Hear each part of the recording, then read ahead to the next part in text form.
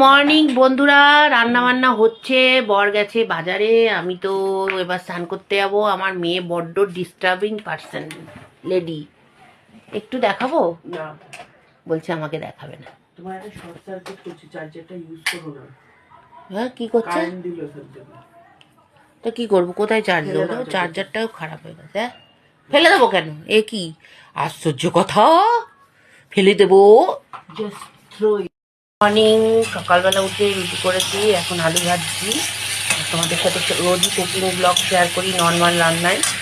তো আমি এখন ফুলকপি আলুর তরকারি বানাবো, একদম নর্মালভাবে বানাবো। অনেক দিন খাই না, তো আজকে এটাই বানাবো।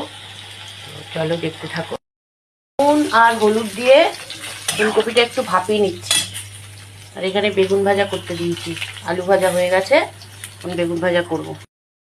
আলুগুলোকে ভাজছি, ভেজে নিয়ে তুলে রাখবো। ভালো করে ভেজে নিচ্ছি। ভাজা হয়ে গেছে, এই ফুলকপিগুলোকে ভাজবো।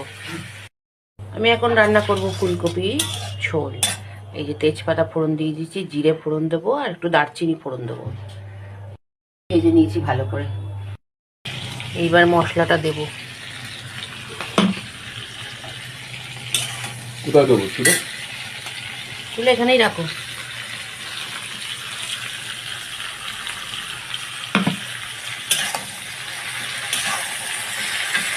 আর আছে কড়াইশুটি? হ্যাঁ আছে, অল্প। তুমি? হ্যাঁ, কি গো? এই যে কপির তরকারি আমার রেডি হচ্ছে।